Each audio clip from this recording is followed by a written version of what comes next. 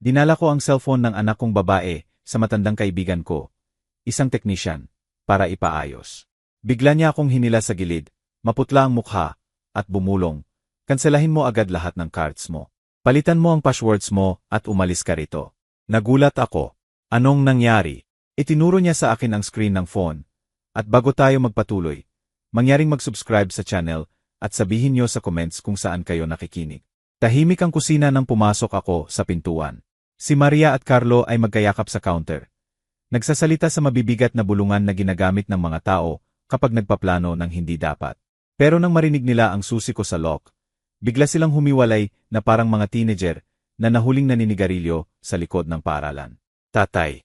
Napilitan ang ngiti ni Maria na parang mabibiyak ang porselana. Kumusta ang doktor? Ayos lang. Mabuti ang blood pressure. Inilagay ko ang jacket ko sa upuan habang pinapanood sila. Hawak ni Carlo ang phone niya. Madilim na ang screen, pero nakahover pa rin ang hinlalaki niya na parang kakalok lang niya sa biglaan. Kinakabahan si Maria na inaayos ang buhok sa likod ng tainga. Ugali niya mula pa pagkabata tuwing may tinatago siya. Mabuti yan, sabi niya nang masyadong masigla, halos walang hininga. Hoy, tatay, may malaking pabor akong hihingin. Ang phone ko, itinaas niya ang iPhone niya, at nakita ko ang parang spiderweb na basag sa screen. Nahulog ko ito kaninang umaga, at kailangan ko talaga ito sa trabaho. Pwede mo badalhin kay kaibigan mong si Danilo. Yung repair guy na palagi mong binabanggit. Tiningnan ko ang phone, tapos ang mukha niya. May something sa mata niya na hindi ko ma-explain. Balisa. Desperado. Siege, anak. Pwede ko dalhin bukas. Actually, humakbang si Carlo pasulong.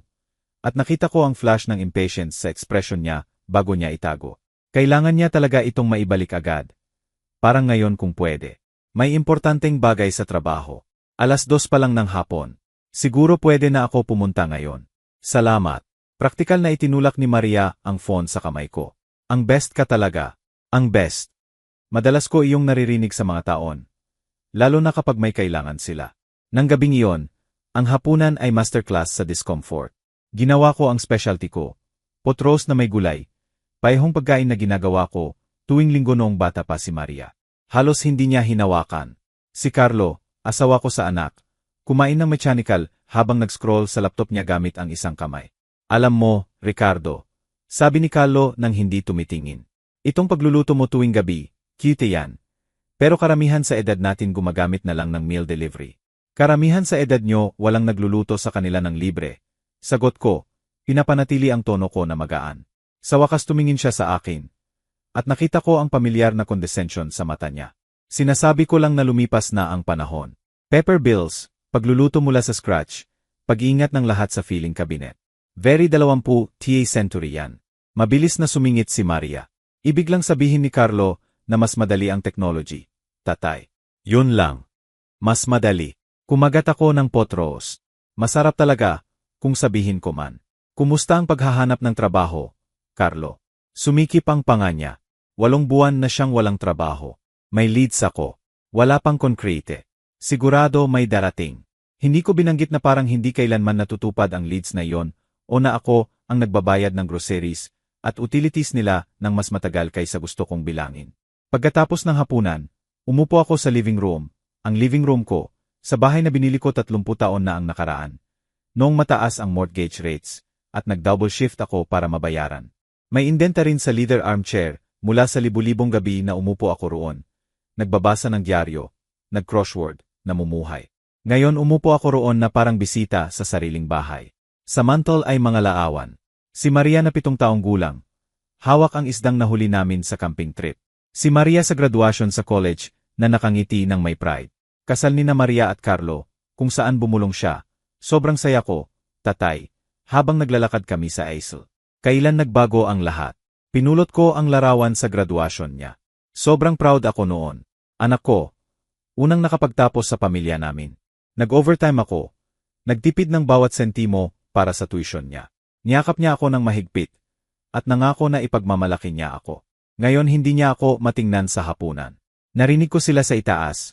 Muffled ang boses, pero urgent. Hindi eksaktong nag-aaway, pero nagdidiskusyon ng intense. Nagpaplano. Kumakapit ang floorboards habang naglalakad-lakad ang isa sa kanila. Tiningnan ko ang basag na phone ni Maria sa coffee table kung saan ko iniwan. Dapat dinala ko agad kay Danilo. Pero may huminto sa akin. Instinct na hindi ko ma-name. Malamig ang bahay ngayong gabi. Kahit mainit sa labas ng Florida. Malamig sa paraan na walang kinalaman sa temperatura. Ito ang tahanan ko. Lugar kung saan ko pinalaki si Maria pagkamatay ng nanay niya. Kung saan bawat kwarto may alaala. Pero lately parang outsider ako rito. Lumipat sila 5 taon na ang nakaraan. Para sa ilang buwan lang, tatay. Hanggang makahanap kami ng sarili. Yun ang sinabi ni Maria. Kakaretire ko lang sa accounting firm. At honestly, tinanggap ko ang kumpanya. Masyado nang walang laman ang bahay pagkatapos ng dekades na mag-isa. Pero naging taon ang buwan, at sa daan. Tumigil ako sa pagiging tatay na minamahal at naging obstacle na tinotolerate. Pinadaanan ko ang hinlalaki sa basag na screen ng phone ni Maria. Bukas, dadalhin ko kay Danilo. Ngayong gabi, upo ako sa upuan ko at magtataka kung kailan ako naging stronger sa sariling buhay. Hindi ako makatulog ng gabing iyon. Bandang 2:00 na madaling araw. Nakita ko ang sarili ko ulit sa living room. Ngayon, kinuha ang lumang photo album sa kabinet. Baka sentimental ako. O baka pinipoint ko kung kailan nag-shift ang mga bagay. 5 taon na ang nakaraan. Nang dumating si Maria at Carlo na may maleta at hopeful ng ngiti, tunay akong masaya. Nag2 taon ako na nag-iisa sa 4-bedroom house na ito. At ang ideya ng family ulit ay nagpainit sa something na malamig mula nang mamatay ang asawa ko. Maganda ang unang buwan. Magkahapunan kami tuwing gabi. Tunay na hapunan, may kwento at tawa. Magkukwento si Maria tungkol sa marketing job niya. Si Carlo sa plans niya sa startup. Magtatanong sila tungkol sa retirement ko, golf ko, garden na plano ko. Manonood kami ng movies tuwing Biyernes. 3 kami sa couch na may popcorn na parang noong bata pa si Maria. Naalala ko ang exact moment na nagsimula akong makaramdam ng shift. Mga 6 na buwan. Umuwi ako mula sa grocery at nakita si Carlo sa studio ko na nakaupo sa desk ko na bukas ang filing cabinet ko. Nakakalat ang papers, bank statements, insurance, will ko. Anong ginagawa mo? Tanong ko, pinapanatili ang boses ko na level. Bahagyang nataranta siya. Tapos nakabawi sa easy smile niya. Oh, Ricardo. Sinabi ni Maria na nahihirapan ka sa tax documents mo. Akala ko tutulong ako. May bookkeeping ako noon sa college. Reasonable noon, helpful pa. Kaya nagpasalamat ako at hinayaan ko. Pero ngayon looking back, naalala ko kung paano niya mabilis na inayos ang papers. Kung paano biglang dumating ang explanation niya. Kung paano oddly insistent si Maria na hindi ko kailangan mag-hire ng accountant noon, na pwede si Carlo tumulong. Tapos may incident 1 taon na ang nakaraan sa bank statement. Naglilinis ako ng mail basket at nakita ang credit card statement addressed sa akin mula sa company na hindi ko kilala. Balance 3,475. Tinitigan ko, confused, tapos dinala kay Maria. Tatay, weird yan, sabi niya, halos hindi tiningnan. Siguro identity theft o something. Common na yan ngayon. Tatawagan ko ang bank para maayos. Pwede ako tumawag. Hindi. Alam ko kung gaano mo ayaw maghintay sa customer service. Plus, ginagawa ko ito sa trabaho. Ako na bahala. Kinuha niya ang statement sa kamay ko at nangako na ayusin. Hindi ko na nakita ulit. At nang tinanong ko 1 linggo pagkatapos, siniguro niya na naayos na. Computer glitch lang. Pinaniwalaan ko siya kasi gusto ko siyang paniwalaan, kasi anak ko siya at mahal ko siya. At ang alternative na nagsisinungaling siya ay unthinkable. Pero may iba pang moments. Maliit na bagay na hindi important noon. 3 buwan na ang nakaraan. Pumasok ako sa kusina at nakita si Carlo na kinukuhanan ng picture ang driver's license ko. Tumutulong lang kay Maria sa insurance update. Sabi niya kailangan copy ng lahat ng IDs namin. Noong nakaang buwan, may tawag sa akin mula bank tungkol sa password reset na hindi ko hiniling. Nang binanggit ko kay Maria, sabi niya aksidente niyang ginamit email ko sa halip ng kanya at naayos na agad. 2 linggo na ang nakaraan. Nakita ko ang envelope sa counter addressed sa akin mula sa mortgage company. Halos bubuksan ko ng agawan ni Maria. Wala yan, tatay. Spam lang. Pinapadala yan sa lahat. Bawat incident mag-isa ay innocent. Pero magkasama, bumuo sila ng pattern na masyado akong trusting o naive para makita. Isinara ko ang photo album at tinitigan ang ceiling. Sa katahimikan ng 3:00 ng madaling araw, mas mahirap iwasan ang truth. Ang anak ko at asawa niya ay nagtatago ng something sa akin. Something big na nagpapakaba sa kanila.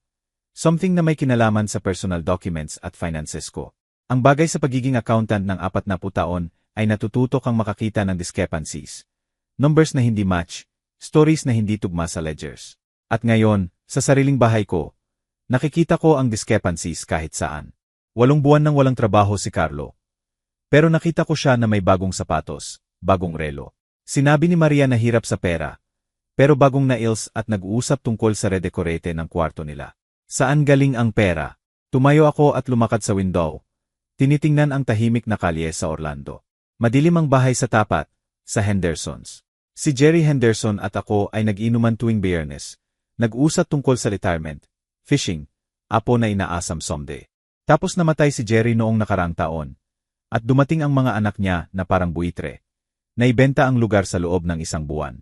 Hindi man lang bumisita ang anak niya sa huling 6 na buwan. Pero sure siyang dumating sa will reading. Noon iniisip ko, at least hindi ganoon si Maria. At least pinalaki ko siyang mas mabuti. Totoo ba? Dahan-dahan dumating ang realization. Parang tubig na tumatagas sa crack. Hindi lang uncomfortable ako sa sariling tahanan. Natatakot ako. Natatakot sa maaaring matuklasan kung titingnan ko ng mabuti. Natatakot na ang anak kong mahal, ang batang pinalaki kong mag-isa pagkamatay ng nanay niya. Ang taong isinakripisyo ko lahat. Natatakot na baka pinagkanulo niya ako sa paraan na hindi ko pa fully may imagine. Bukas, dadalhin ko ang phone kay Danilo. Ngayong gabi, magdedesisyon ako. Titigil ako sa willful blindness. Titigil sa pagdanggap ng convenient explanations. Titigil sa pagiging trusting fool na malinaw na iniisip nila ako. Kasi kahit anong nangyayari, kahit anong tinatago nila, malalaman ko. At kung tama ang instinct ko, kung ginagawa ng anak ko at asawa niya ang hinihinala ko, malapit na silang matuto ng importanteng bagay. Hindi ka gagastusin ng 40 taon sa balancing books at catching fraud nang hindi natututo makakita ng scam. At hindi ka abot sa 67 taong gulang sa pagiging easy mark ng iba. Bumalik ako sa kama na nakuyom ang panga at malinaw ang isip. Hindi ko pa alam kung anong makikita ko sa shop ni Danilo bukas. Pero alam ko ang isang bagay ng sigurado. Tapos na ako sa pagpapanggap na ayos lang ang lahat. Ang laro, anuman iyon, magbabago na. Ang repair shop ni Danilo ay nasa tahimik na kalye sa downtown Orlando. Nasa gitna ng dry cleaner at coffee shop na may pinakamasarap na espresso sa lungsod. Taon-taon akong pumupunta rito. Una bilang accountant ng tatay niya, tapos kaibigan, at sa huli customer na pinagkakatiwalaan niya ng laptops hanggang phones. Tumunog ang bell nang itinulak ko ang pintuan. Tumingin si Danilo mula sa counter. Reading glasses sa ilong at ngumiti ng tunay. Hindi yung tight fake na nakukuha ko sa bahay. Ricardo, nice to see you, pair. Anong dala mo? Itinaas ko ang phone ni Maria. Screen ng anak ko.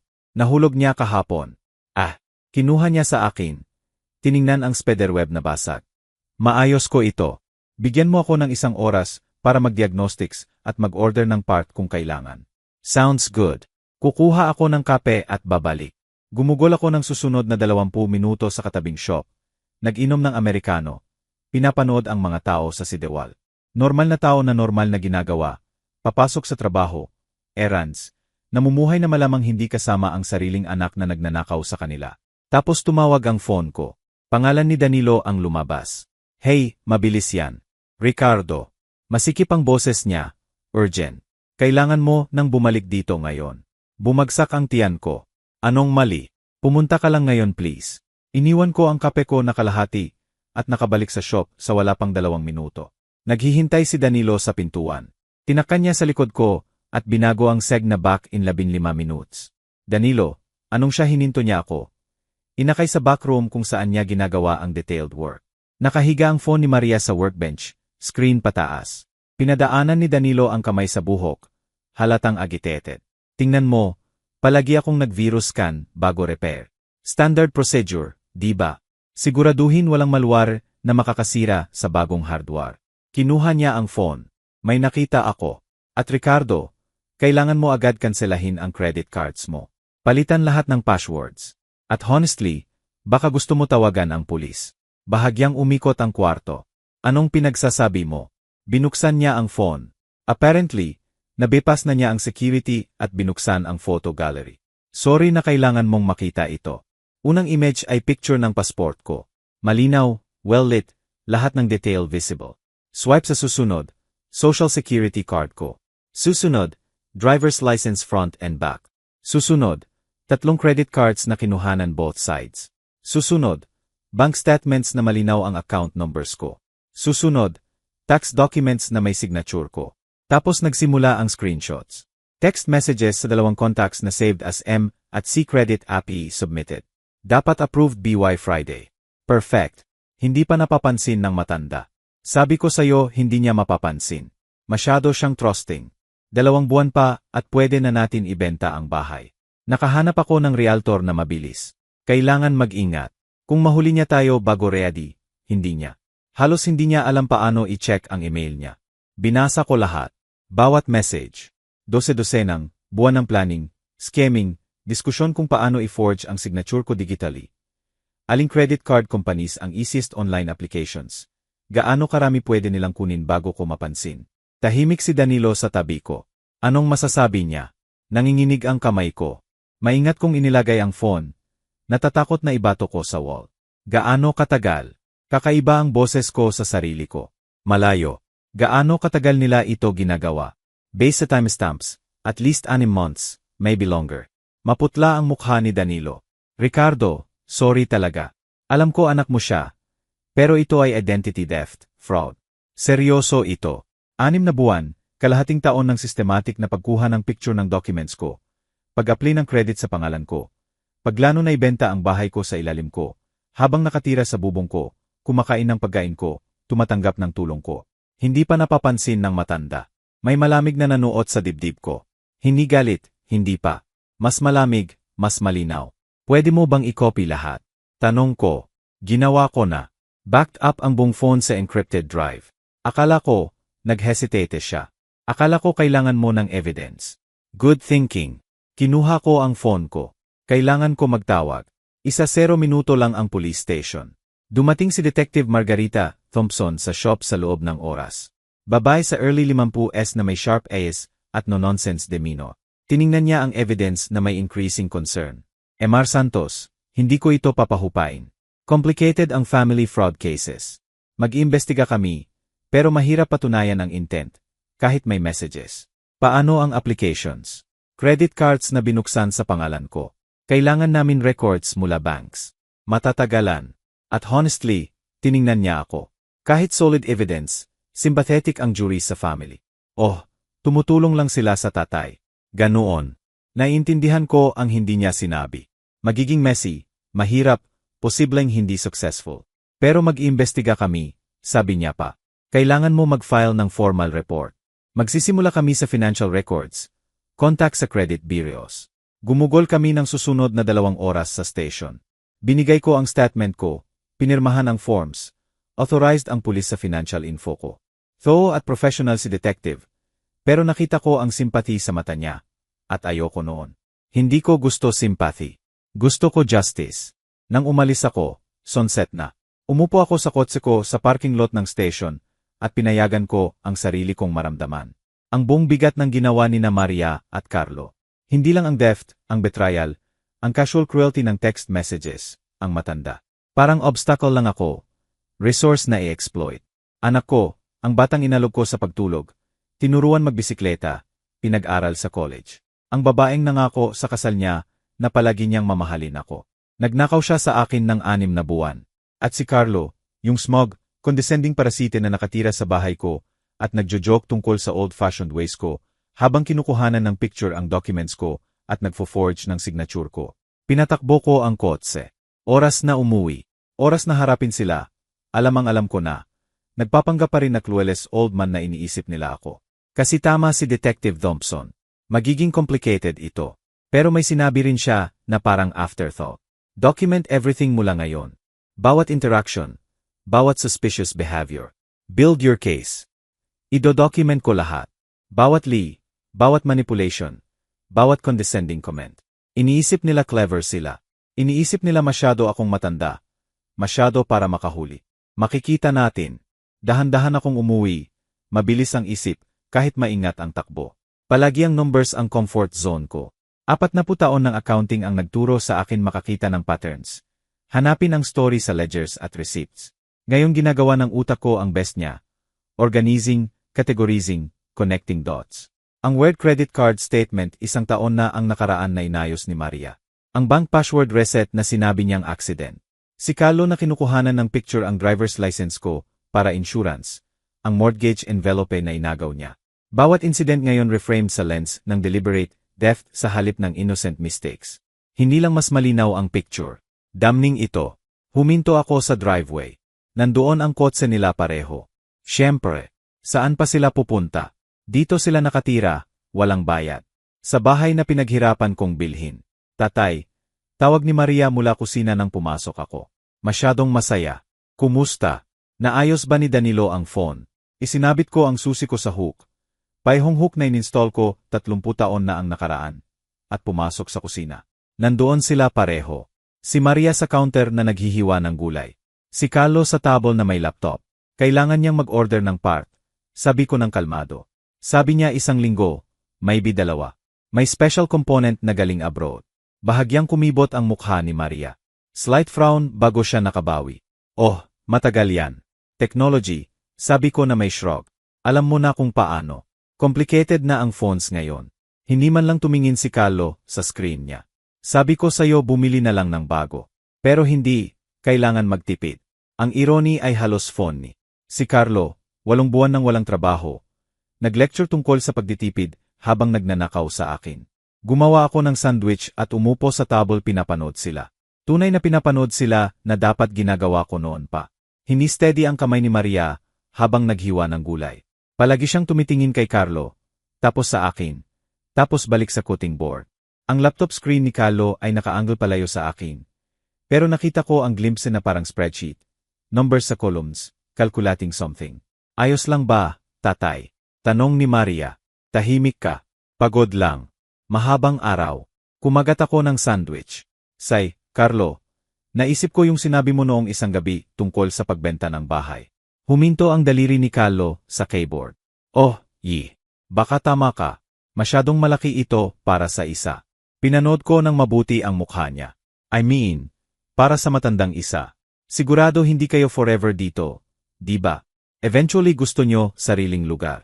Nagpalitan ng tingin si Maria at Carlo. Mabilis, pero nahuli ko. Wala kaming rush umalis, mabilis sabi ni Maria. Gusto namin dito kasama ka. Sweet yan, anak. Pero still, naisip ko baka mag-usap ako sa financial advisor. Ayusin ang affairs ko. Alam mo, hindi na ako bumabata. Full attention na ni Carlo sa akin. Smart thinking yan, Ricardo. Very responsible. Responsible. Galing sa lalaking nagfo-forge ng signature ko ng buwan. Baka i-update ko pa ang will ko. Casual kong sabi. Siguraduhin clear ang lahat. Just in case. Tatay, huwag kang magsalita ganoon, sabi ni Maria, pero bright ang mata niya na hindi sadness. Pagkatapos ng hapunan, maaga akong umakyat. Sa kwarto ko, isinara ko ang pintuan at kinuha ang phone ko. Binigay ni Danilo ang flash drive na may lahat ng evidence bago ako umalis. Ngayon, kailangan ko malaman kung anong gagawin dito. Malinaw si Detective Thompson. Mag-iimbestiga sila, pero matatagalan, weeks, maybe months, at notoriously difficult ang family fraud sa prosecution. Pero hindi ako gumugol ng 4 decades sa accounting nang walang natutunan tungkol sa building cases. Bawat audit na ginawa ko ay nagturo ng same lesson. Documentation ang lahat. Gumawa ng paper trail. Gawin irrefutable ang numbers. Binuksan ko ang laptop at gumawa ng new folder. Evidence. Tapos nagsimula akong ilist bawat suspicious incident na naalala ko mula 5 taon. Ang credit card, bank calls, photographed license, insurance documents, mysterious envelope. Sa bawat incident, note ko kung anong sinabi sa akin noon versus alam ko na ngayon. Sinabi technical bank error. Reality, fraudulent credit card sa pangalan ko. Sinabi, tumutulong sa insurance. Reality, pagkuha ng I para identity theft. Sinabi, spam mail lang. Reality mortgage refinancing application na hindi ko authorized. Lumaki ang listahan pattern after pattern after pattern. Nagbuzz ang phone ko. Text mula kay Danilo. Okay ka ba, par? Sagot ko. Mas okay na. Salamat ngayon.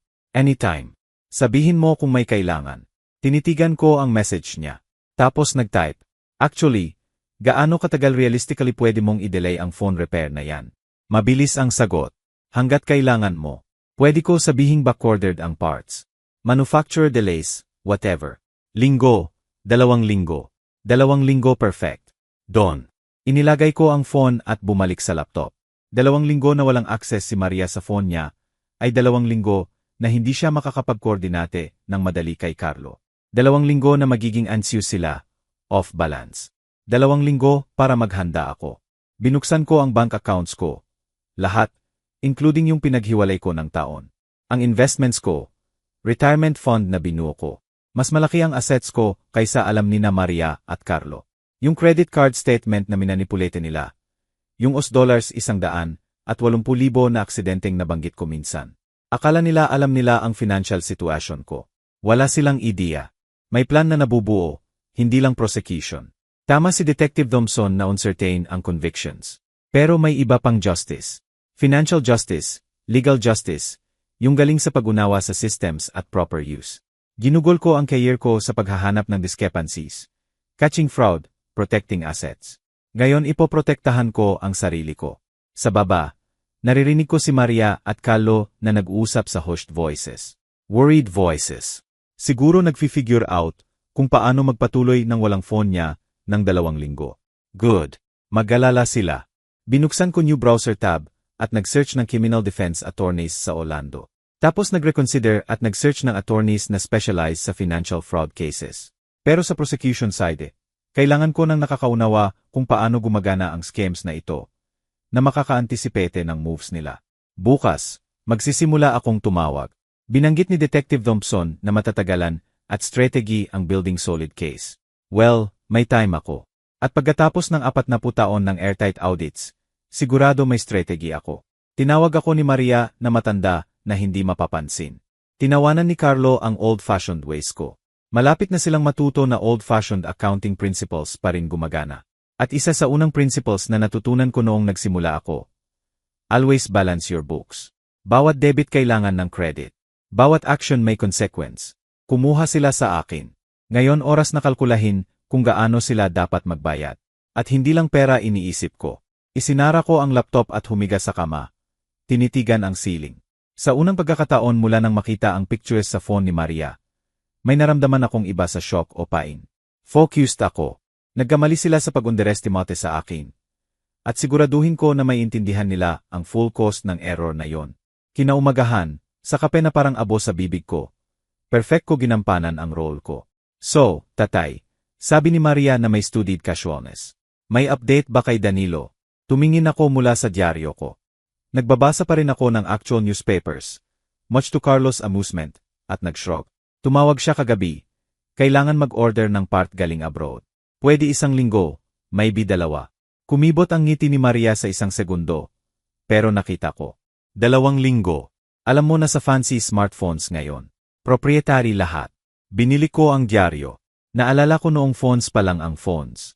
Nahuhulog mo. Nabibiyak ang plastic case. Bumibili ka ng bagong kese sa 5 piso.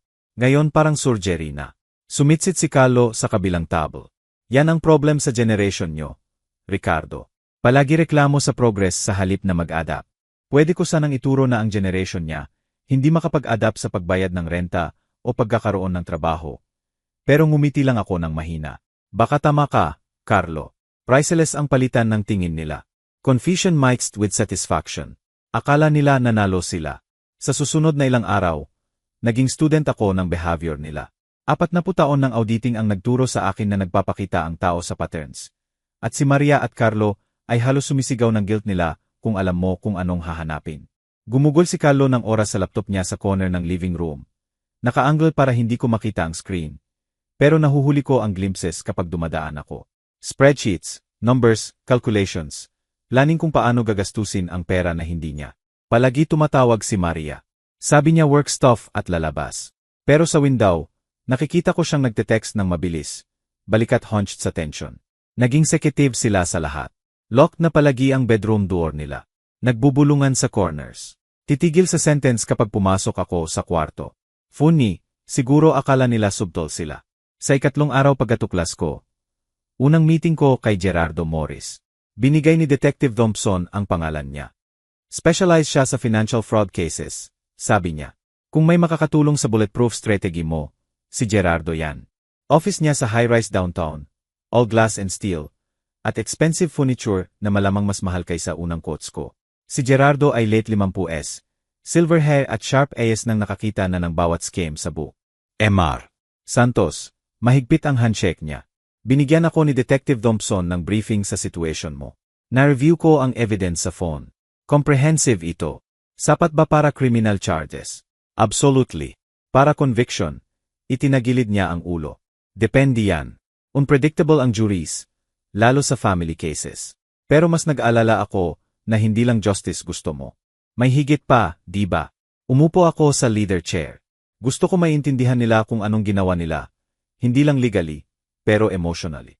Gusto ko maramdaman nila ang betrayal, helplessness, shock ng pagkawala ng lahat sa ilalim nila. Gaya ng naramdaman ko nang makita ang messages na tinatawag akong matanda. Dahan-dahan tumango si Gerardo. Kailangan strategic tayo. Criminal prosecution isang avenue. Pero kailangan bigger. Civil liability, asset protection. Kailangan maramdaman nila ang consequences sa paraan na may intindihan nila. Financially, legally, socially. Nakikinig ako. Una, hayaan natin silang magpatuloy. Alam ko counterintuitive, pero kung stop natin ngayon, pwede nilang sabihing isa-dalawang mistakes lang, impulse. Kung idodocument natin clear pattern ng systematic fraud over time, undeniable ang intent nila. Gusto mo panoorin ko silang magnakaw sa akin under controlled conditions. Makikipag-work tayo kay Detective Thompson. Bawat fraudulent application, bawat forged signature, bawat credit line na binuksan nila, evidence yan. At mas important, mas maraming debt na responsibilidad nila pagkatapos nito. Naisip ko, naiintindihan ng accountant sa akin ng logic. Document everything. Build airtight case. Hayaan silang maghukay ng sariling libing sa spreadsheets at signatures. Anong pa? Kinuha ni Gerardo ang legal pad at nagsimula sketch ng plan. Protektahan natin ang actual assets mo. New will, power of attorney na may specific limitations. Trusts kung kailangan. Siguraduhin na kahit anong TRY nila legally, hindi nila mahahawakan ang tunay na pera mo. Nagkaplano silang ibenta ang bahay ko. Hindi kung i-file natin ang right documents muna. Gagawin natin revocable living trust. Ilipat ang bahay doon. Kahit somehow makakuha sila ng guardianship, na hindi mangyayari. Hindi nila mahahawakan ang trust property nang walang specific legal channels na months ang tagal. Sa oras na malaman nila anong nangyari, late na. May naramdaman akong hindi ko naramdaman sa mga araw. Hope. Hindi desperate, pero cold, calculated na may solid plan. May isa pa, sabi ni Gerardo, leaning forward. Kailangan isip natin civil damages. Criminal court pwede makulong sila. Pero civil court pwede silang magbayad. Literally. Emotional distress, attempted theft, fraud. Pwede tayong mag-build ng substantial claim. Gaano substantial? Based sa nakikita ko, easily 6 figures. Maybe more, depende sa makikita pa natin. Umalis ako sa office niya 3 oras pagkatapos na may stack ng documents na pipirmahan at timeline para action. Magsisimula agad ang paralegal niya sa filing paperwork. Ang trust, new will, power of attorney restrictions, lahat in place sa loob ng linggo. Nang gabing yun sa hapunan, particular smog si Carlo. Alam mo, Ricardo, nag-usap kami ni Maria. Iniisip namin dapat mag-financial advisor ka. May tumulong manage accounts mo. Siguraduhin hindi ka ginagrabeng. Thick ang irony na pwede kong hiwain sa tinidor. Thoughtful yan, Carlo. Pero 40 taon ko nang manage ang finances ko. Okay ako. Yan ang point, tatay. Sticky ang boses ni Maria na may false concern. Matagal mo nang ginagawa. Baka oras na may ibang kumuha ng burden. Nag-aalala kami sa'yo. Nag-aalala sila sa akin, di ba? Nag-aalala na baka mapansin ko ang fraudulent credit cards bago nila madrain completely. Isipin ko yan, sabi ko, at pinanood silang magpalitan ulit ng looks. Nang gabing yon, mag-isa sa kwarto ko, na-review ko ulit ang plan ni Gerardo. Elegant sa completeness. Bawat angle covered, bawat loophole closed, bawat trap set. Akala nila sila ang hunters. Akala nila si Mark ang aging father nila na nagbabasa pa ng paper newspapers at hindi nakakaunawa modern technology. Hindi nila naiintindihan na pwede magbago ang technology. Pero human nature hindi. Greed pa rin ang greed. Fraud pa rin ang fraud. At consequences, timeless ang consequences. Kinuha ko ang phone ko at nag-text kay Gerardo. In. Let's do this. Agad ang sagot niya. Remember, maintain that poker face. Kaya mo ba yan? Ngumiti ako sa screen at nag-type back. Practicing ako ng 40 taon. On ang game. At this time alam ko ang lahat ng rules. Dumating si Detective Thompson sa bahay ng Martes ng hapon, habang wala si Maria at Carlo. Tumawag siya muna, siguraduhin na wala sila. Sa kamay niya Manila folder na manipis para sa bomb na laman nito. Cap, alok ko, please. Umupo siya sa kitchen chair at binuksan ang folder. Ricardo, bumalik ang bank forensics. Mas worse kaysa inakala natin. Ibinuhos ko kape namin pareho at umupo. Gaano worse? 3 credit cards binuksan sa pangalan mo. Total available credit, $45,000. 2 personal loans totaling 30,000. At eto ang kicker. May pending application para cash out refinance sa bahay na ito. Kung natuloy, makukuha nila mga 200,000 sa equity. Sumikip ang kamay ko sa coffee mug. $200,000. Halos lahat ng binuo ko sa 30 taon ng trabaho. Gaano na ang nagastos nila actually? Mga 20,000. Available pa ang iba. Careful sila sa spacing ng charges para walang trigger fraud alerts. Mostly cash advances at wire transfers. Inilapag niya ang documents sa table. Bawat signature forged. Digital signatures galing sa scans ng real signature mo mula iba pang documents. Pinag-aralan ko ang paperwork, applications, loan documents, credit card agreements. Lahat may pangalan ko.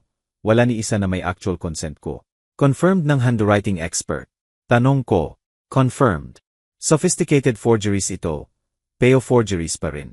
Ricardo, with this evidence, cold na natin sila. Identity theft, financial fraud, forgery, multiple felonies. Pwede natin arestuhin ngayon. Hindi. Mas matigas ang salita ko kaysa intended. Hindi pa. Itaas ni Thompson ang kilay. Ipinaliwanag ng attorney mo ang strategy. Ginawa niya. Hayaan magpatuloy under surveillance. Build the pattern. Gawin undeniable ang case. Risky yan. Bawat araw na hinintay, pwede pa silang magdulot ng damage. Controlled damage. Correct ko. Nag-set up si Gerardo ng protection sa real assets ko. Hayaan natin akala nila nanalo sila. Hayaan comfortable sila. At hayaan silang ihang ang sarili sa more evidence. Dahan-dahan siyang tumango. Call mo yan. Pero Ricardo, mag-ingat. Dangerous ang cornered animals. Pag-aalis niya, matagal akong umupo sa kitchen table. Tinititigan ang forged signatures na yon. Bawat isa betrayal. Bawat isa proof na tiningnan ako ng anak ko, at nakita lang ATM na may heartbeat. Bumukas ang front door bandang 4. Si Maria at Carlo bumalik galing saan man. Tatay, tawag ni Maria. Nasa kusina ka ba? Sagot ko. Pumasok sila na may shopping bags, bagong damit, napansin ko. Expensive brands binili sa pera na ninakaw sa akin. Kahit hindi pa nila alam na alam ko. Nag-iisip kami, sabi ni Carlo, umupo sa chair na may casual arrogance niya. Baka oras na mag-usap tayo tungkol sa long-term plans sa bahay. Anong tungkol doon? Malaki ito. 4 bedrooms, malaking yard, maraming maintenance para sa isa. Humiga siya completely at ease. Naisip mo na ba downsizing? Baka isa sa nice retirement communities. Sumingit si Maria. Hindi kami nagpupush sa'yo palabas, tatay. Gusto lang namin comfortable ka. At financially baka sensible. Free up equity, reduce expenses. Tiningnan ko sila. Talaga. Tiningnan ko sila. Si Maria na may bagong designer purse. Si Carlo na may confident smirk. Pareho silang sigurado na naloko nila ako. Alam mo, sabi ko dahan-dahan. Baka tama kayo. Lately iniisip ko ang financial situation ko. Umangat si Carlo. Talaga. In fact, na-review ko lahat ng accounts ko. Siguraduhin ayos lahat. Updating will ko. Ganoon. Instant ang change sa kanila. Nagyelo ang ngiti ni Maria. Sharpened ang mata ni Carlo na may alarm siguro. Will mo. Controlled ang boses ni Maria. Ayos ba lahat? May sakit ka ba? Hindi. Hindi. Wala ganoon. Responsible lang. Sa edad ko, hindi mo alam. Tumayo ako at nagsimulang linisin ang coffee mug ko. Actually nakipag-meet ako sa lawyer last week, Gerardo Morris. Specialized siya sa estate planning. Deafening ang silence sa likod ko. Halos maramdaman ko ang panik nila. Mabuti yan. Sa wakas sabi ni Carlo. Smart thinking. Akala ko rin. Tinutulungan niya akong mag-set up ng trusts. Reorganize assets ko. Siguraduhin protected at properly allocated lahat. Humarap ako sa kanila. Mild ang expression ko. Sabi niya, iniiwan ko sarili ko vulnerable sa potential fraud. Apparently, big problem ang identity theft sa seniors ngayon. Nagbali ang mukha ni Maria. Hindi dramatic. Mas mabuti siya control sarili kaysa Carlo. Pero nakita ko ang color drain sa cheeks niya. Ang kamay niya kusang pumunta sa phone sa bulsa. Si Carlo naman, hindi niya makontrol expression. Sumikip ang panga. Darted ang mata niya kay Maria, tapos balik sa akin. Crinkled ang shopping bags sa kamay niya sa grip. Identity theft, sabi niya. Seryoso yan. Very serious. Sabi ni Gerardo na family members ang pinaka-vulnerable. Trust ng tao ang relatives nila. Hindi proper protect info. Binuksan ko ang dishwasher at inilagay ang mug ko. Anyway, nag-set up siya ng all sorts protections. New passwords, alert sa lahat ng accounts ko. Security measures. Sabi niya halos impossible para sa sinuman na ma-access info ko nang walang explicit permission ko. Nagyelo si Maria at Carlo sa kitchen doorway. Nakikita ko ang isip nila racing, calculating, trying to figure kung alam ko ba kung coincidence ito o declaration of war. Well, sa wakas sabi ni Maria, masyadong mataas ang boses. Thorough yan, tatay. Akala ko rin. Oh, at tumawag si Danilo. Ready na ang phone mo. Pwede mo kunin bukas. Kung pwede, mas lalo pang nagpaal si Maria. Ang phone niya na may lahat ng evidence. Hindi niya alam na nakopy na ni Danilo lahat. Na may every message at photo ang pulis. Griat yan, bulong niya. Really griat yan. Nagpaalam sila shortly pagkatapos. Sabi may errands. Pinanood ko silang umalis. Nakita ang kamay ni Carlo sa likod ni Maria. Mabilis na ginagabay palabas. Sa window, nakita ko sila sa driveway na may intense whispered argument bago sumakay sa kots at umalis. Kinuha ko ang phone ko at nag-text kay Detective Thompson. Spooked sila. Binanggit ko lang ang lawyer at new security measures. Dapat makakita kayo ng increased activity sa account soon. Almost immediate ang sagot niya. Pinapanood namin. Bawat move documented. Sumandal ako sa counter at pinayagan ko ang sarili kong ngumiti. Tunay na ngumiti. Sa unang pagkakataon mula nang magsimula ang nightmare na ito, ang itsura ng mukha ni Carlo nang binanggit ko ang fraud protection, kung paano lumipad ang kamay ni Maria sa phone niya, ang panic na fully disguised as casual concern. Mas mabuti kaysa anumang spreadsheet na nabalance ko. Rattled na sila, uncertain. Akala nila months pa sila para i-execute ang plan. Ngayon magra-rush sila, magkakamali, mag-iwan ng more evidence. Perfect. Parang taon ang 2 linggo. Halos araw-araw tinatanong ni Maria ang phone niya. Bawat tanong mas anxious. Wala pa ba kay Danilo? Tanong niya. Trying casual pero fail. Matatagalan ng ganyan, anak, sagot ko. Hindi tumitingin sa crossword puzzle ko. International shipping, alam mo na. Sa ika-negatibo, 15 na araw. Tinawag ko siya sa living room. Good news. Tumawag si Danilo. Ready na ang phone mo. Pwede mo kunin ngayon. Almost comical ang relief na bumaha sa mukha niya. Nagpalitan sila ni Carlo ng meaningful glances. Yung akala nila hindi ko napapansin. At nakita ko ang balikat niya bumaba sa tension na nawala. Griat yan, tatay. Kukunin ko agad. Take your time, sabi ko mildly. Nasa shop siya hanggang 6. Wala pang 5 minuto, labas na siya. Nang gabing yon, umupo ako sa usual chair ko sa living room, nagbabasa o nagpapangga. Anyway, umatras si Maria at Carlo sa kwarto nila. At narinig ko ang boses nila pababa sa thin walls ng lumang bahay. Finally, boses ni Carlo louder kaysa intended siguro. Akala ko nawala na sa isip yung matandang ulol. Essay. His ni Maria. Makakarinig siya. Kalahating bingi naman siya. Sagot ni Carlo. Tingnan mo, kailangan mabilis tayo ngayon. 2 linggo out of commission ang phone. Behind schedule tayo. Bumaba ang boses nila sa urgent whispers. Hindi ko na madistinguish ang words, pero clear ang tone. Desperation, greed, calculation. Umupo akong very still, clenched hands sa book, at pinaalala sa sarili na pinapanood ni Detective Thompson, na bawat move nila mula ngayon documented, na darating ang justice. Pero hindi nito ginawang mas sakitless. Kinaumagahan, execute ko ang next phase ng plan ni Gerardo. Sa kitchen counter, seemingly forgotten, iniwan ko ang bank statement. Hindi galing regular accounts ko. Alam na nila yon. Ito galing investment account na pinanatili ko ng taon. Hindi ko binanggit kailanman. Balance as $180,000. Lumabas ako sa garden ostensibly check tomato plants ko. Pero position na makikita ko sa kitchen window. Bumaba muna si Maria. Dumaan siya sa statement, huminto, bumalik, kinuha. Lumaki ang mata niya habang binabasa ang numbers. Lumitaw si Carlo moments later. Ipinakita niya, at pinanood ko ang mukha niya mag-transform. Greed replacing suspicion. dollar signs visible sa mata niya. Akala nila jackpot. Hindi nila alam real ang account. Pero inilipat ko na ang pera. Ang nandoon ngayon $100,180,000 na byte. At sa oras na TRY nilang access, magtre-trigger alarms sa 3 banks at police department. Nang gabing yon, almost friendly si Carlo sa hapunan. Alam mo, Ricardo, magaling ka talaga. Nag-build ng nice nest egg. Careful ako, agree ko. Live below means ko, invested wisely. Smart yan, singit ni Maria. Very smart. Naisip mo na ba anong gagawin mo sa lahat? I mean, eventually.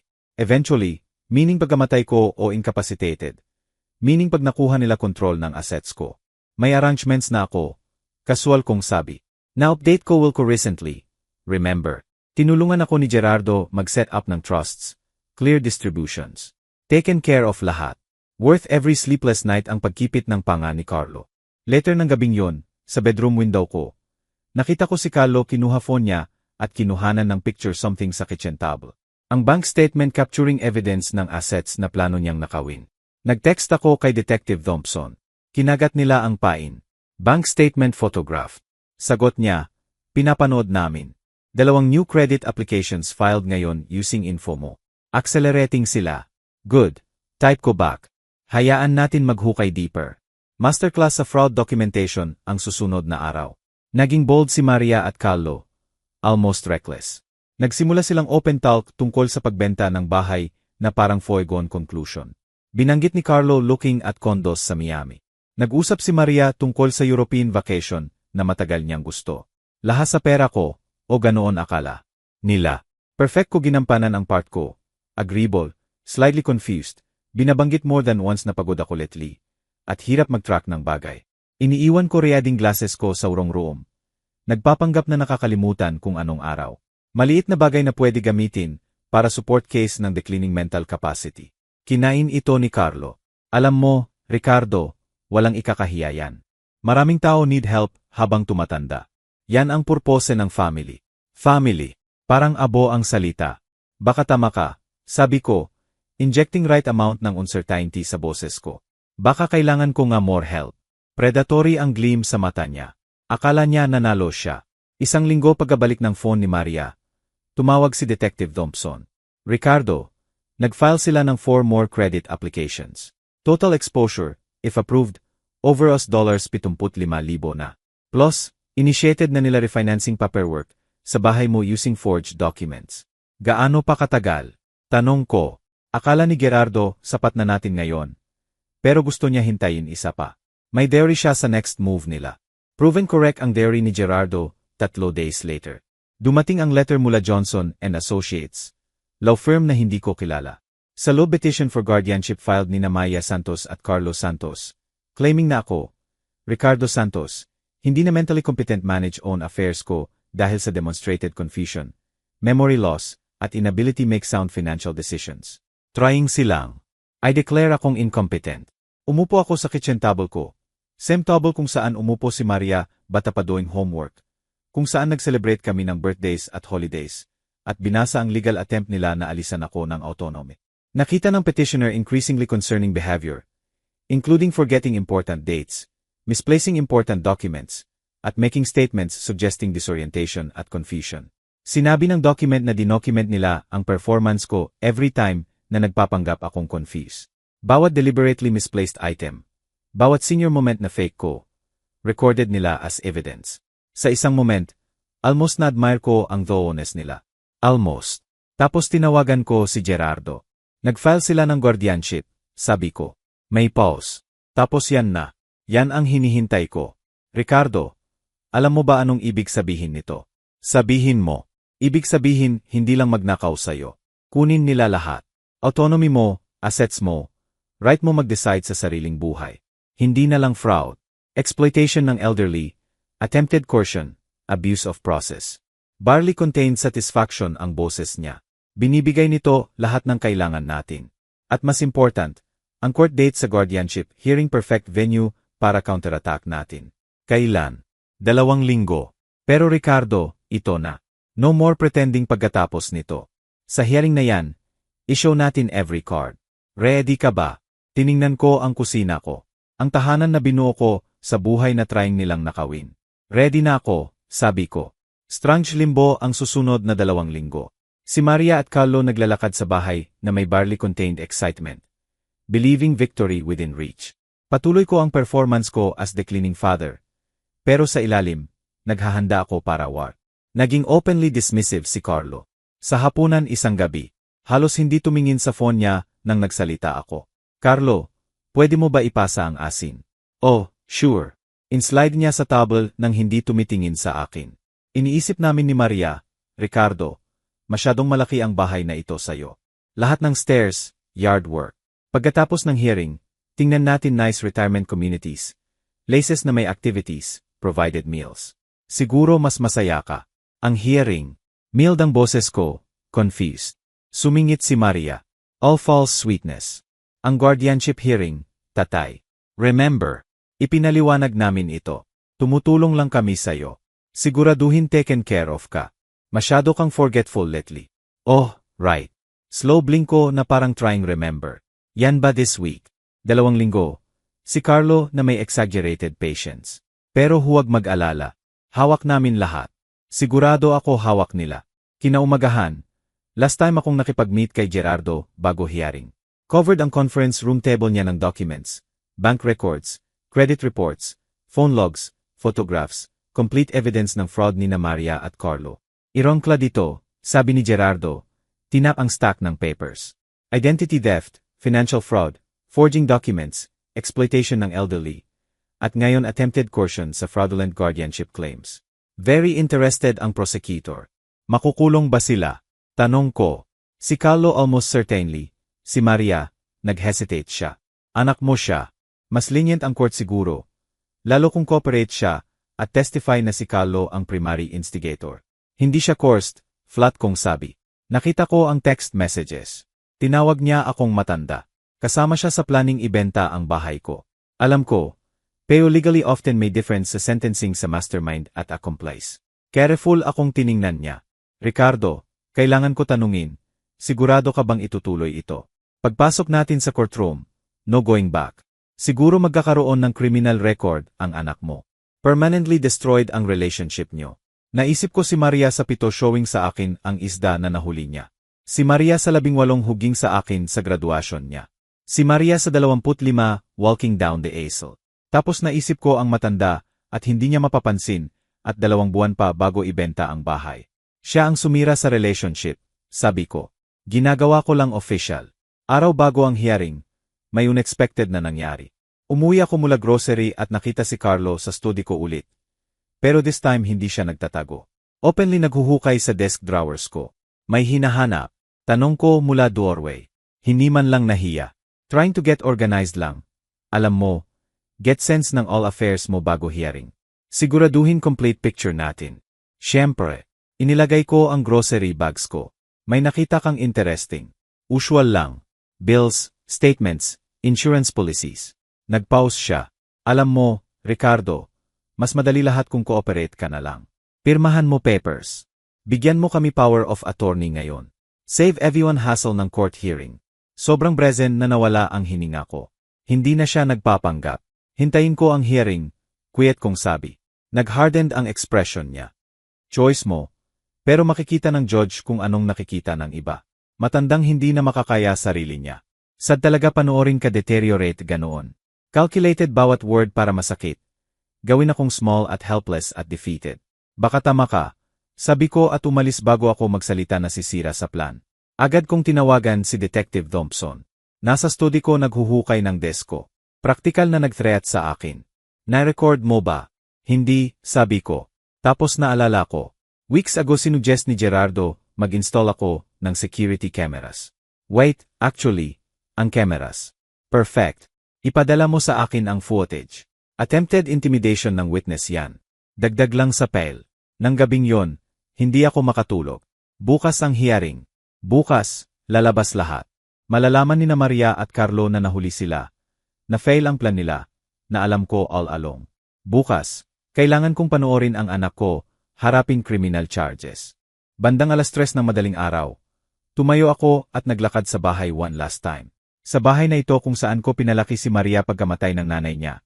kung saan ko binenda ang sugat niya, at tinulungan homework at tinuruan maging honest, magtrabaho na mabuti, tratuhin ang tao ng may respect. Sa daan, nag-fail ako, o nag-fail siya sa sarili, maybe both. Nang alas 7 ng umaga, sinuot ko ang best suit ko, na vinasinuot ko sa kasal ni Maria. Fit pa rin, kahit loser na. Nawalan ako ng timbang sa past weeks. Bumaba si Maria at Carlo bandang alas 8. Formal din ang suot. Conservative dress at heels si Maria. Buhok pulled back. Suit si Carlo na malamang mas mahal kaysa monthly grocery budget ko. Binili sa ninakaw kong pera. No doubt. Ready ka na, tatay? Tanong ni Maria, at practiced ang ngiti niya. False na nakakabaliktad tiyan ko. Ready. Confirm ko. Downtown ang courthouse. 20-minute drive. Separate cars kami, insist nila. Sabi may errands pagkatapos. More likely, gusto nilang mag-celebrate ng impending victory nila nang wala ako. Sa parking garage, nakipagkita ako kay Gerardo. Sharp siya sa lawyer suite niya. Briefcase sa kamay. Lahat in place, quiet niyang sabi. Thompson, prosecutor, bank representatives, at Ricardo. Wala silang ideya kung anong darating. Sa alam ni na Maria at Carlo. Simple guardianship hearing lang ito. Good, sabi ko. Sabay kaming pumasok sa courthouse. Nandoon na si Maria at Carlo standing sa lawyer nila. Younggoy na fresh out of law school siguro. At malamang walang ideya na criminals ang client niya. Kumaway si Maria sa akin. Tatay, dito. Dahan-dahan akong lumakad. Playing part ko one last time. Kinakabahan ka ba? Tanong niya. Kinuha ang braso ko na parang concerned daughter. Huwag mag-alala. Matatapos na ito soon. Wala siyang ideya kung gaano siya tama. Mas maliit kaysa expected ang courtroom. Wood-paneled walls, fluorescent lighting, rows ng benches na malamang decades ng family dramas nakita. Si Maria at Carlo umupo sa isang table kasama yung lawyer nila. Na-nervous na nag-shuffle ng papers. Umupo ako sa another table kasama si Gerardo. Calm at collected ang itsura. Pero hindi napansin ni na Maria at Carlo. Hindi nila makita sa angle nila, ang iba pang tao sa room. Si Detective Thompson sa back row, arms crossed. Katabi niya lalaki sa suite na kilala ko sa bank fraud investigation. At malapit sa pintuan babae, na may briefcase marked State Attorney's Office. Pumasok ang judge, stern-looking woman sa 60s named Judge Patricia Morrison. At tumayo kaming lahat. Please be seated, sabi niya. Umupo sa chair niya at review ang papers sa harap niya. Ito ay hearing tungkol sa petition for guardianship filed ni na Maria Santos at Carlo Santos concerning Ricardo Santos. However, tumingin siya, sharp ang gaze. Bago natin address ang guardianship petition, may other matters na nalaman ng court na kailangan muna i-address. Pinanood ko ang mukha ni Maria. Unang flicker ng confusion sa features niya. Si Carlo leaned sa lawyer nila. Urgent whisper. Pwede ba approach ng state attorney? Sabi ni Judge Morrison. Tumayo ang babae na may briefcase at lumakad basulong. Your Honor, nag-file ang state ng criminal charges laban kina Maria Santos at Carlo Santos na directly related sa guardianship petition na ito. Nag-white ang mukha ni Maria, hindi pal. White na parang na-drain every drop ng blood sa body niya. Lumipad ang kamay niya sa bibig. Bigla tumayo si Carlo. Ano? Guardianship hearing ito. Hindi kami. Emar Santos, umupo ka. Sharp sabi ng judge. May opportunity ka magsalita. Binuksan ng prosecutor ang briefcase niya at kinuha thick folder. Your Honor, ang defendant's charge ng identity theft, financial fraud, forgery, at exploitation ng vulnerable adult. Ang charges stem sa systematic scheme para i-defraud si MR. Ricardo Santos ng assets niya, na directly contradicts sa claim nila sa guardianship petition na ito na acting sila sa best interests niya. Parang nahit ng break ang lawyer ni Maria. Humarap siya kina Maria at Carlo. Mukha mixture ng shock at anger. Clearly, hindi nila binanggit ito sa kanya. Ang evidence, Your Honor, patuloy ng prosecutor, at pinanood ko habang inilatag niya lahat. Ang printouts mula phone ni Maya na preserve ni Danilo, forged credit applications, bank statements showing fraudulent accounts, text messages, lahat displayed sa projector para sa whole courtroom makita. Hindi pa mapapansin ng matanda. 2 buwan pa at ibebenta na natin ang bahay. Masyado siyang trusting para mahuli. Bawat message lumabas sa screen. At pinanood ko si Maria shrink sa chair niya. Hindi niya ako matingnan. Ang mukha ni Carlo galing white sa red. Pulsing vein sa temple. Additionally, sabi ng prosecutor, may evidence kami ng attempted intimidation. Pinatugtog niya ang security footage sa study ko. Si Carlo naghuhukay sa desk ko.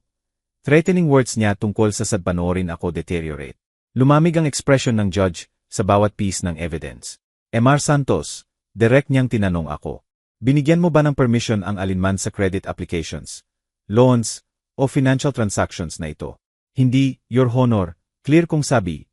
Wala akong knowledge hanggang natuklasan ng kaibigan kong Danilo ang evidence sa phone ng anak ko habang inaayos. At ang guardianship petition na ito, aware ka ba na plano nilang i-file? Nakatanggap ako ng notice. Pero Your Honor, sound mind ako at perfectly capable manage own affairs ko. In fact, recently nakipag-work ako sa attorney ko para update estate plan ko, establish proper asset protection, at siguraduhin secure ang finances ko. Nagpause ako. Convenient ang timing ng guardianship petition na ito pagkatuklas nila na pinoprotektahan ko ang assets ko. Humarap si Judge Morrison kina Maria at Carlo. Gusto niyo bang respond sa charges na ito? Shakily tumayo ang lawyer nila. Your Honor, hindi ako aware ng any criminal investigation. Retained ako solely para i-file guardianship petition based sa stated concerns ng client ko tungkol sa mental capacity ni Mr. Santos. Kung may criminal charges, kailangan ko time para clients mo nagsinungaling sa'yo. Interrupt ng judge. Gaya na nagsinungaling sila kay Mr. Santos at trying magsinungaling sa court na ito. Tiningnan niya ang prosecutor. Dismiss ko agad ang guardianship petition. Tungkol sa criminal charges, anong request ng state? Immediate arrest, Your Honor. May flight risk concerns kami dahil sa nature ng charges at substantial financial fraud involved. Doon nawala si Carlo. Insane ito. Tumalon siya, tinuro ako. Siya ang confused. Nagfo-forget siya ng bagay. Iniiwan important documents around. Hindi makapag-track ng dates. May evidence kami. Evidence na manufactured nyo. Calm sabi ni Gerardo, tumayo. Deliberately naglay confused ang client ko para document reactions nyo at build pattern ng fraudulent behavior nyo. Bawat forgetful moment act, Mr. Santos, na fully kinagat nyo. Parang physical blow ang realization kay Carlo. Bumukasara ang bibig niya, walang sound. Humarap siya sa akin. Tunay na tiningnan ako. At nakita ko ang exact moment na naintindihan niya. Steady kong hinarap ang gaze niya at pinayagan ko ang sarili ko ng small smile. Alam mo, bulong niya. Alam mo all along. Marami akong alam, Carlo, sabi ko. For instance, alam ko na identity theft sa Florida, 3rd-degree felony. Hanggang 5 taon kulong. Financial fraud dagdag another 5. Exploitation ng elderly. Particular serious yan. At attempting fraudulently declare someone incompetent para nakawin assets nila. Umiling ako. Hindi talaga gusto ng judges yan. Nagsimulang umiyak si Maria. Hindi. Pretty tears. Ugly gasping sobs na nyayanig whole body niya. Tatay, please. Sorry ako. Hindi namin ibig you called me the old man. Quiet kong sabi. Kinuhanan nyo ng picture documents ko. Forged nyo signature ko. Naglano kayo ibenta bahay ko. Tried nyo I declare akong incompetent. Hammer blow bawat sentence. Ibig nyo every bit nito, Maria. Binang ng judge ang gavel niya. Bailiff, please kunin ang defendants into custody. Mr. Santos, Mr. Morris, salamat sa cooperation nyo sa investigation na ito. Adjourned ang court na ito. 2 bailiff lumapit. Tried bumalik si Carlo, pero wala ng lusot. Kinapos siya at ang mukha niya.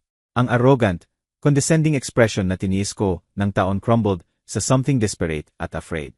Humarap sa akin si Maria one last time habang inilalabas siya. Tatay, please. Pero umiwas na ako. 3 buwan ang criminal trial. In-update ako ni Gerardo throughout. Kahit hindi ako pumunta sa most, nasabi ko na ang sasabihin ko. Binigay testimony ko. At walang deserve panoorin ang slow grinding ng justice. Pero naroon ako sa sentencing. 4 na taon sa state prison si Carlo. Cited ng judge ang calculated systematic nature ng fraud at attempts niya intimidate ang victim. Out din siya $50,000 restitution.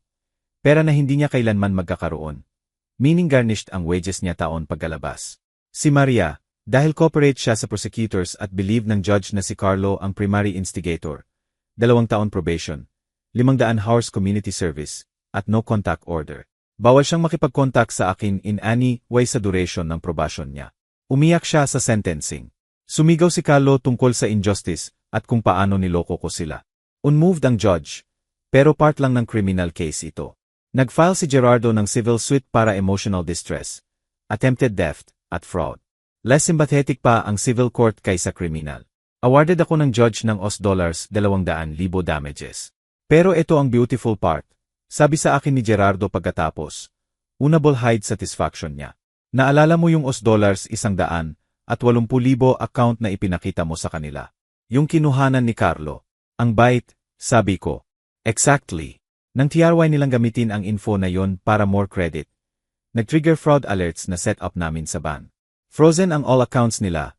Real accounts nila pending investigation. Nawala access nila sa lahat. Checking accounts, savings, credit cards, lockdown lahat. Gaano nawala sa kanila? Mga $15,000 own money nila. Plus, responsible na sila sa all debt na ginawa nila sa pangalan ko. Ruled ng court na since ginamit nila ang fraudulently obtained money, kailangan nilang bayaran. Another $75,000 debt personally liable nila. Ginawa ko ang math. Sa restitution, civil damages, at debt repayment, almost $350,000 utang ni Maria at Carlo. Pera na hindi nila kailanman magkakaroon. Tried nilang nakawin life savings ko, at ended up destroying own financial future nila instead. May certain elegant justice dito.